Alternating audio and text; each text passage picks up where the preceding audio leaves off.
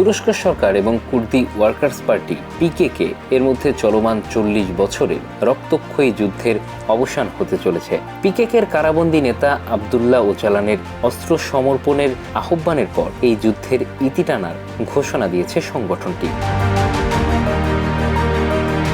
1 March পিকেকে একটি বিবৃতিতে জানায় তারা আশা করছে যুদ্ধবিরতির শর্ত অনুযায়ী ওচালানকে মুক্তি দেওয়া হবে। মুক্তি পেয়ে তিনি এই নিরস্ত্রীকরণ প্রক্রিয়ার নেতৃত্ব দেবেন। 1999 সাল থেকে কারাবন্দী থাকা এই নেতার আহ্বানে পিকেকে যুদ্ধবিরতি ঘোষণা করেছে এবং শাস্তি প্রক্রিয়ায় এগিয়ে যাওয়ার প্রত্যয় ব্যক্ত করেছে।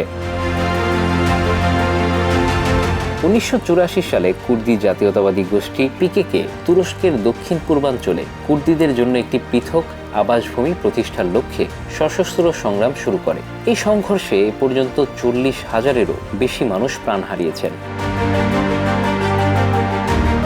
পিকেকে শুরুতে বিচ্ছিন্নতাবাদী লক্ষ্য নিয়ে যাত্রা শুরু করলেও পরবর্তীতে তারা তাদের লক্ষ্য পরিবর্তন করে দক্ষিণ পূর্ব আনাতোলিয়ার কুর্দিদের জন্য স্বায়ত্তশাসিত অঞ্চল এবং বৃহত্তর রাজনৈতিক ও সাংস্কৃতিক অধিকারের দাবি জানায়।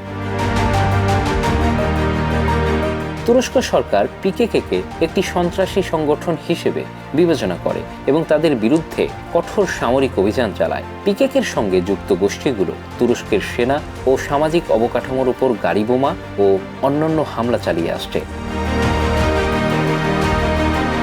আবদুল্লাহ ওচালান পিকেকের প্রতিষ্ঠাতা নেতা এবং কুর্দি জাতীয়তাবাদী আন্দোলনের কেন্দ্রীয় ব্যক্তিত্ব। 1999 সালে তিনি তুরস্কের নিরাপত্তা বাহিনীর হাতে গ্রেপ্তার হন এবং এরপর থেকেই কারাবন্দী রয়েছেন।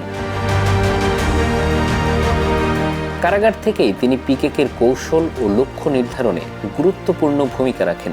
সম্প্রতি তিনি পিকেকের অস্ত্র সমর্পণ এবং সংগঠনটি বিলুপ্ত করার আহ্বান জানিয়েছেন। তার এই আহ্বানের পরিপ্রেক্ষিতে পিকেকে যুদ্ধবিরতি ঘোষণা করেছে এবং শান্তি প্রক্রিয়ায় এগিয়ে যাওয়ার প্রতিশ্রুতি দিয়েছে।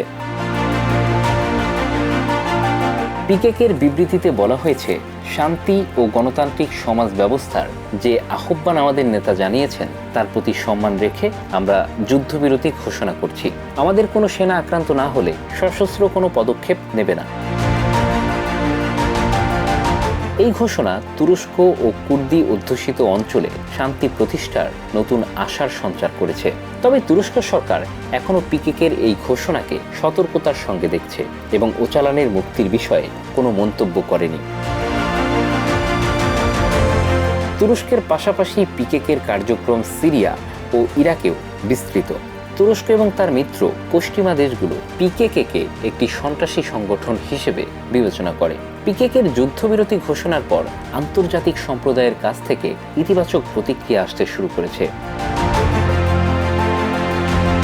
অনেকেই আশা করছেন এই যুদ্ধবিরতি স্থায়ী শান্তির পথ প্রশস্ত করবে এবং কুর্দি অধ্যুষিত অঞ্চলে স্থিতিশীলতা ফিরে আসবে।